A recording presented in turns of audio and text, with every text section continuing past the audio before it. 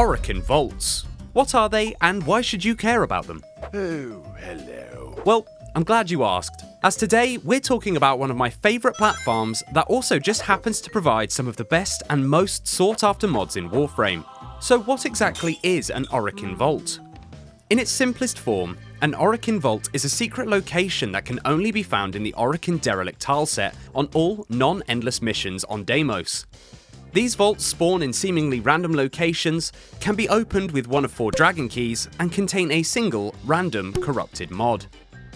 Corrupted mods are some of the most sought after mods in Warframe, and can fetch a pretty penny on the market should you decide to sell them. All corrupted mods provide a positive and a negative effect to certain stats. For example, at max rank, Blind Rage provides a 99% boost to ability strength, but a negative 55% reduction in ability efficiency. On all corrupted mods, the positive effect is always stronger than the negative effect. Now that we know what corrupted mods are, how do we find these Orokin Vaults and how do we get inside them? Before I guide you through how to find these vaults, we first need to talk about the dragon keys.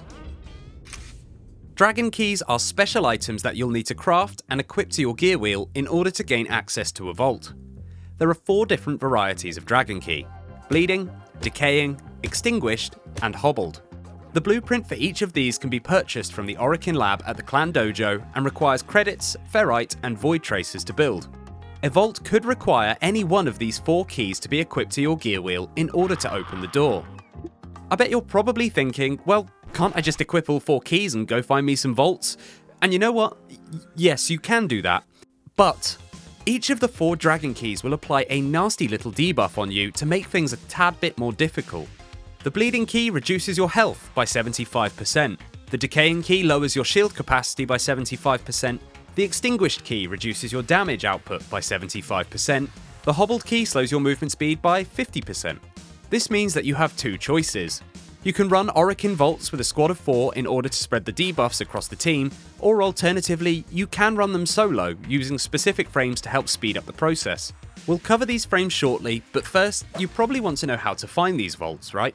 Well, there is one mission in particular that I would recommend when searching for these vaults, and that mission is Horrend.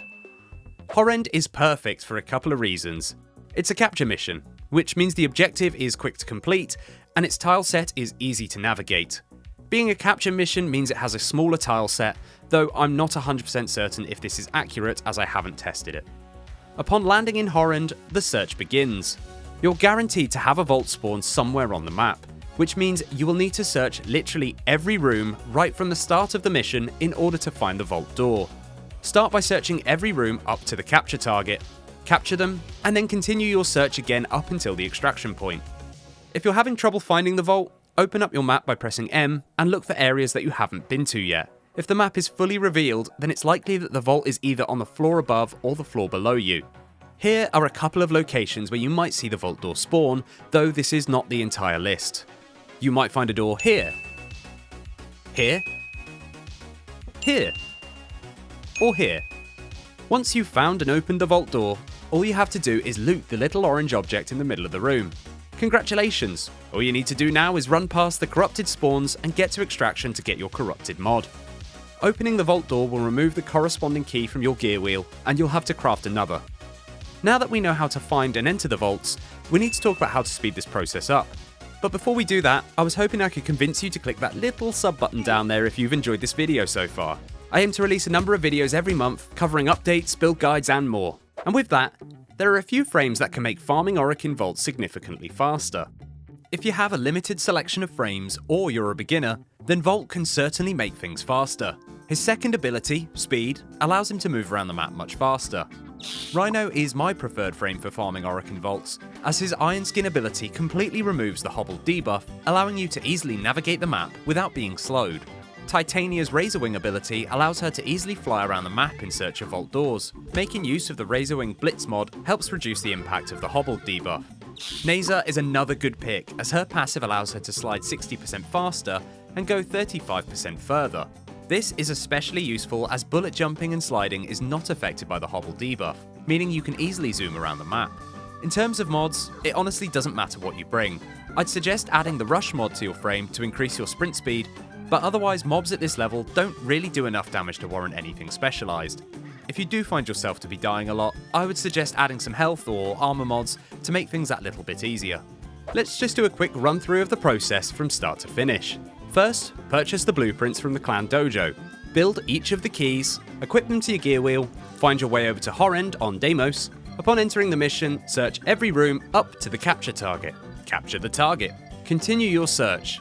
Find the vault, open the door, loot the orange thingy, get to the extraction point. Easy, eh? Within 1 hour of farming, I managed to find 8 vaults, and discovered each of the mods that you can see here. I checked the price for each of these mods at the time that they dropped, which if I sold at a minimum price would be worth 62 platinum. Not a bad amount for some rather low effort farming. And that is the ultimate guide to running Orokin Vaults. Let me know if I've missed anything in the comments below, and as always, feel free to leave a like and remember to subscribe to the channel. I love you, bye!